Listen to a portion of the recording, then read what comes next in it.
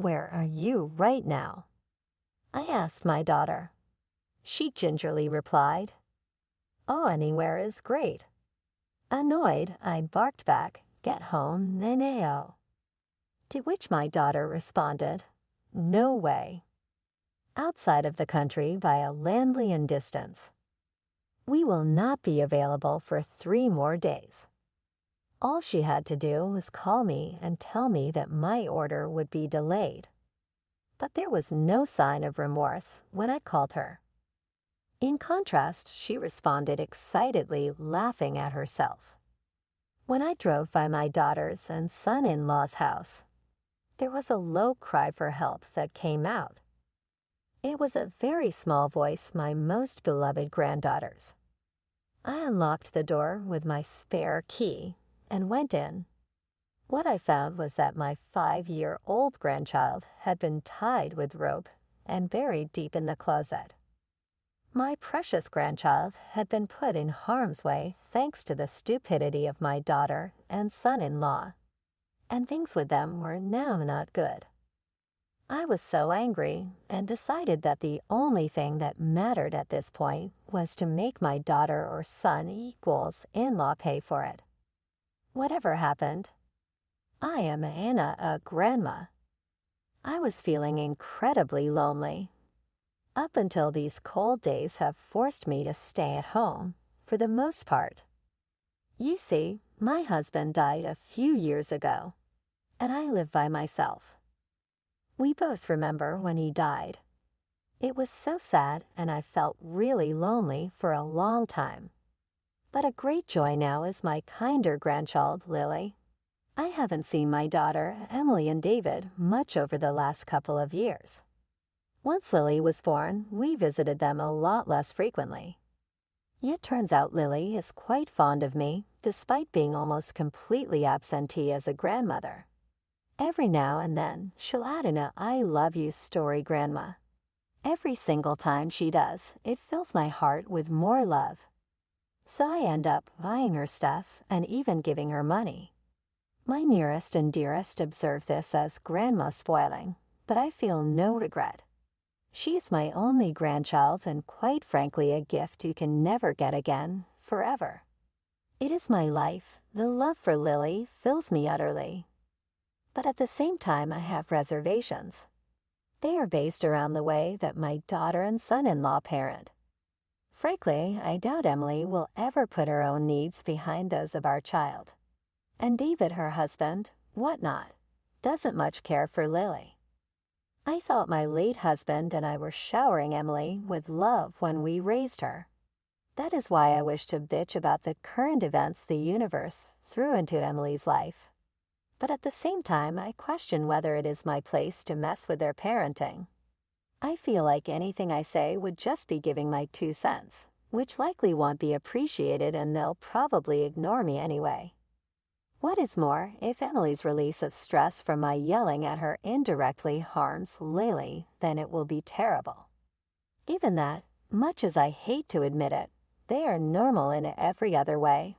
Obviously, what Jay and Mrs. Nasty say must already work on some level with regards to discipline.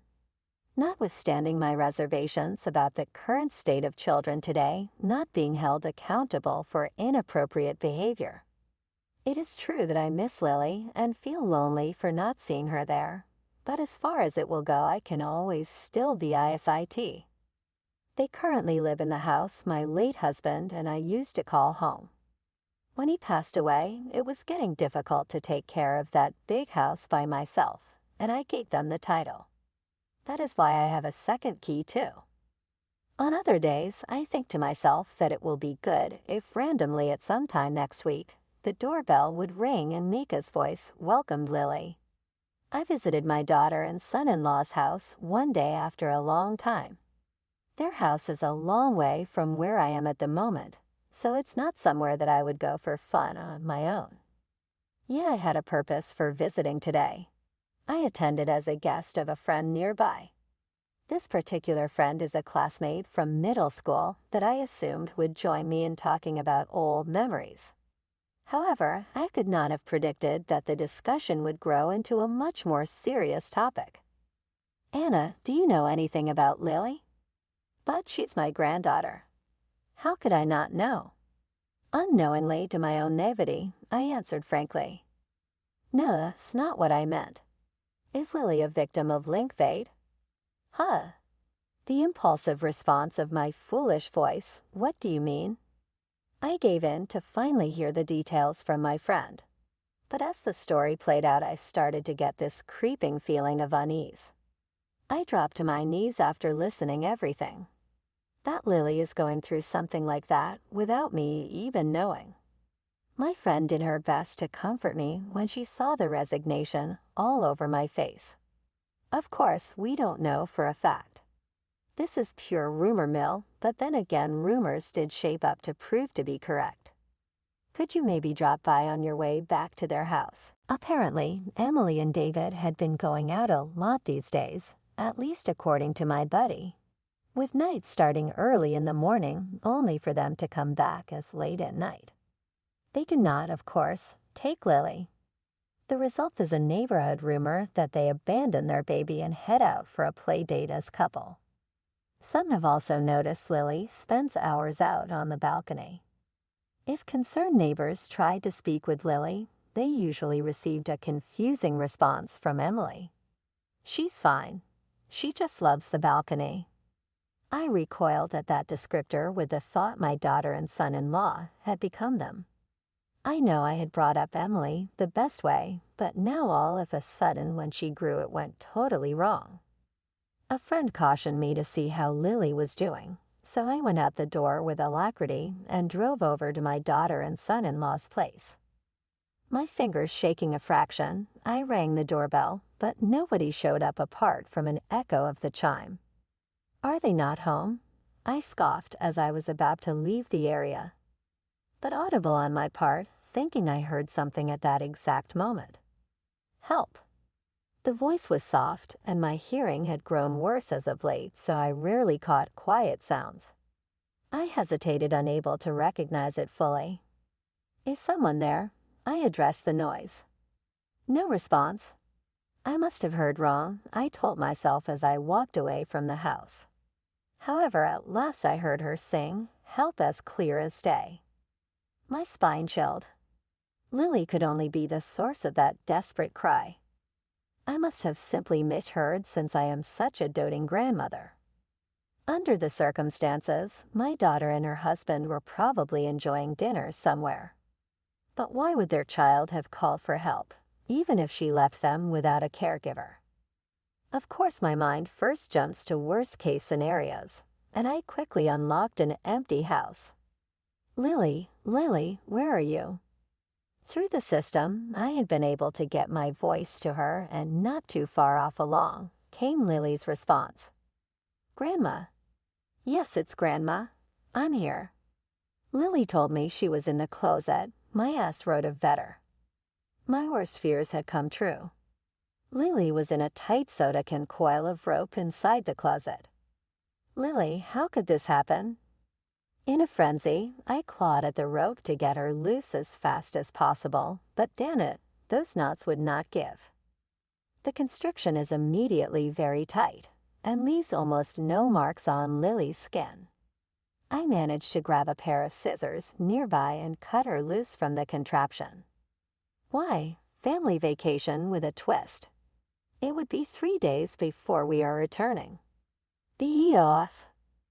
Naturally, I did not expect them to come back immediately, but hearing it from my daughter made me angry. Before I said anything else, Emily quickly cut me off and hung up saying, busy. I finally lost it with Emily. I looked down on those who would abandon their own child and just have fun for themselves. And from my own daughter, too. I may have had a lot of regretful parenting practices, and I think deep down in my soul felt like the worst wife ever. In this whirlpool of emotion, it was that frantic grab on my sleeve and furrowed brow by Lily which finally gave me pause for thought. Lily was weak and in desperate need of help, so I took her to the hospital as swift as possible. The doctor explained to her how she was almost at the point of catastrophic malnutrition, because while it was nothing urgent as of now, our Mom and Dad not here, Grandma?" Her shaky voice seemed like a young bird also alarmed by an irritant from the outside world, either real or imagined. "They're not here. It's okay, you're safe now." Lily ran into my arms, sobbing inconsolably as I spoke. It didn't even matter that my clothes were disheveled. The truth was that my daughter and her husband had gone too far. They had done what must never be allowed to happen. I gently buried my rage deep inside, picking up Lily. Again, I examined her frail body and saw she had wasted away even more. It's possible that she hadn't been eating properly for days. It probably also true. Lily had faint dark marks all over her body, almost resembling bruises made by the rope. These could take some time to slowly fade. A rage sprung up within me then, and I called Emily. There was a pause, followed by the slowest voice ever coming through on that phone. "Oh no." She sounded slightly drunk. It bothered me to no end that she might drink while her daughter was clearly not well. I was boiling inside, but I tumbled out in a cold manner. "Where are you right now?" "Anywhere is fine." She didn't seem remorseful. That did nothing but irritate me further, rather than feel uplifted by it. "Emily, please be honest. Where are you?" She must have sensed my determination and told me. "We on family trip, overseas." A family vacation, but they left Lily locked in a closet. Family trip, how was this a family? I played along with her ploy to have Lily over. There was a slight dip in my daughter's mood, but her irritation to another one of those biting remarks came out subtly through the flavoring nuances. "Too bad. Hurry back home." "Why?" "Family vacation with a twist. It would be 3 days before we are returning." "The off." Naturally, I did not expect them to come back immediately, but hearing it from my daughter made me angry. Before I said anything else, Emily quickly cut me off and hung up saying, "Busy." I finally lost it with Emily. I looked down on those who would abandon their own child and just have fun for themselves. And from my own daughter, too. I may have had a lot of regretful parenting practices, and I think deep down in my soul felt like the worst wife ever. In this whirlpool of emotion, it was that frantic grab on my sleeve and furrowed brow by Lily, which finally gave me pause for thought. Lily was weak and in desperate need of help, so I took her to the hospital as swift as possible. The doctor explained to her how she was almost at the point of catastrophic malnutrition, because while it was nothing urgent as of now, I was relieved to hear that Lily had came through this unscathed. Then came the eruption of anger that was directed at my daughter and her husband. They had put my one and only grandchild at risk, therefore obviation. I decided my daughter and son-in-law needed to be held responsible, no matter what. To see just how far my daughter went is honestly sickening. She has never gone to this extreme before. The neighborhood gossip has it weighing somewhere, tipping into the category of not severe enough to make one look foolish, but all I can believe about my daughter is she would never risk that much. If Lily admitted that she was really abused, Emily would be ruined as well as David. However, I have to wonder why the desperation. With a good cause, I can have my daughter and son-in-law arrested for child abuse. And so, as painful and in many ways raw as it may be, I asked Lily to flesh out through email what had been somewhat of a vague, nebulous memory for me. Lily hesitantly shared, "Mom, one day I watched Mom come home with a man who was a stranger." The implication was obvious. Emily had an affair. My anguish deepened. Lily went on, "I said hello because I thought maybe he's one of Dad's friend and asked him not knowing anything, but then Mom got furious." Lily had shared obscure memories, and when combined, it would appear Emily was really having an affair. Under the threat of exposure, she had to stoop this low. So taking some action, immediately all just fit together. I immediately got in touch with lawyers and agencies to bring justice against the couple who hurt my Lily.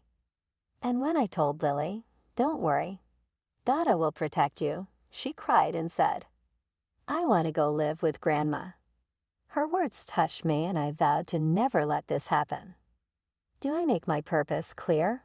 She will want for nothing greater than equals from the point forward, including someone to shoulder her burdens. It had been 3 days, and my daughter had come back from her trip with her husband consumed by the otherworldly experience. But we heard the voice of Emily offering that sounded like, "Hey, let's go on our trip again, guys." A strange feeling washed over them as they slotted the key into the lock. Try as they might, the door wouldn't even budge when turned. Emily puzzled, mumbling, "Shit, am I fucking up?"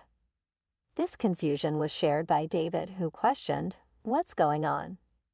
Emily became increasingly irritated when the key would do nothing of the sort. Then she looked down and saw a sign. It said, "Eversai." David looked to where she was staring and was equally surprised. "What on earth is happening?" he exclaimed. They both just stood there, clearly lost in the sauce. Then it hit Emily. "That old hag is responsible for this strange turn of events," she exclaimed. Emily grabbed her phone and called the number listed as "annoying old lady." "Hello, have you returned?" My voice, an octave above what I'd call mama trauma octave-ish on the scale of mentally through the phone and high-pitched enough to echo back through it. Emily vented out in a burst of anger. I guess all the frustration got to her. "What the hell? Phones call us. Why is our house on the market? Did you do this? It's unbelievable." I chuckled, except that it was not a laughter from the phone. It emanated from behind her. All I could do was smirk back at Emily when she finally turned around from her door-opening duties. "Emily, I am so disappointed in you. I've always been skeptical of your parenting, but I never thought it would get to this level." I scolded as calmly as possible. "Huh? What are you talking about? You said you were vacationing with family overseas, didn't you? Where's Lily? Shouldn't she be with you?" When the only thing alive next to her was a husband, Emily suddenly broke into sweat before spreading out. "Well, Lily went over to drop off cookies at a friend's." She fluently let it go. "Really?" I asked, signaling for Lily to come out from behind me. Emily went stark white and clung to my legs. "Lily, why are you here? Why are you here? Emily, you tied Lily up with ropes and put her in the closet. You're truly despicable." As usual, rejected to continue. "Why would you do that?" Emily saw she had been busted and tried making up excuses. "What do you know? Parenting is tough. You got to do it sometimes for them, so they learn. Parenting is hard, truly it is. My stupid daughter would have maybe been a slight bit better if only she learned her lessons from you." I spat out sarcastically. Emily fell silent. David, who was usually a quiet person, expressed his grievance asking, "Why sell the house?" "What's going on?" "Because you didn't transfer the ownership when you took over. Then legally this house still belongs to me. It is my property. Take note that I can sell it if I feel like." Emily trembled. "So where are we gonna go live then?" The parents were too benumbed to be even worried about their child. "Are you then not concerned about your own child?" They looked uncomfortable as I gave them my serious teacher voice. "So Lily takes refuge under you." "No problem," Emily said with their typical coldness, which was something that made me angry. I sighed. Emily had managed to achieve a mix of shock and disbelief. An effect Kodak, hip-hop legend with decades-old criminal convictions, was seeking out so that he could make his point clear about current rap music. "When you were gone at gallivanting, I went to CPS and lawyers and law enforcement. I have a transfer of custody for Lily." They did not look sad, oddly pleased instead. "Really? Like so we never have to parent again." Fantastic. Every now and then, you save something as well, don't ya? David did not reply, but he nodded sheepishly. But this shit gets real here. And I knew that the very announcement of this news would make them feel good, so it was time for me to finally get my revenge. Hard to change custody, right? You may not be dumb, so you get the point. Particles they did not appear to take me as gazelle's kazoo generate dark matter magneto sear continent antenna horn prongs, sever crossed fingers think isks even sit down. Shit, I just asked Child Protective Services to sort me out, and they went ahead and with a 5-0 over something nothing at all. It had happened so quickly their faces went white. I gave them a sweet little smile, as for you too, to think back to the days in prison. Then she exclaimed, "Hold up. This is bad. We need to escape." Unable to keep his emotions in check any longer, David hollered, "We have to go." "Calm down. It is not going to instantly eat us or anything." They were both obviously peeved, so I thought, what the heck. David Lily did not get a tag in by Emily this time. She was going to be caught serial humping. By the way, David was dumbfounded as I spoke at first, but he soon went red and lunged for Emily. "What do you mean? You were having an affair?" "Calm down. This old hag is straight up saying things out of nowhere." Emily did everything she could to make him feel better. Emily tried her best to pacify David, but he was clearly still upset. And then I said, "Oh, and you know who she was having an affair with. Her high school classmate, Ethan, the guy next door, you know." Emily clenched her jaw. "How do you know all this?" She accidentally exposed the affair when she blurted out. The fury in David had grown hot. He was now chastising her. He was practically apoplectic and raged to form sentences. It was pretty funny to see how much it set him off, and I had more. By the way, Ethan is a married man. His wife found out and was fuming. She even threatened with a lawsuit for damages. Emily fell silent. Understandably so. She had to find a new place, lie to the cops about how he came by that brake line job, and prepare herself for one massive alimony check.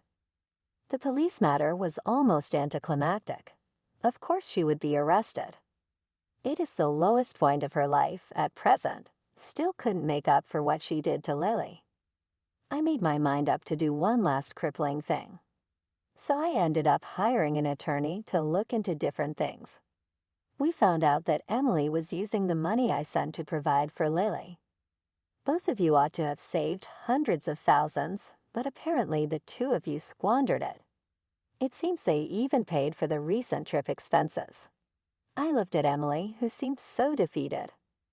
David, the guy who was unruffled still till now, just flinched at my words. "Well, I have to, so therefore going to make a claim," I said, adding just a touch of sarcasm, and then I saw red and let out one final parting shot stating that enough was really enough, for which Emily unleashed a tirade of her own.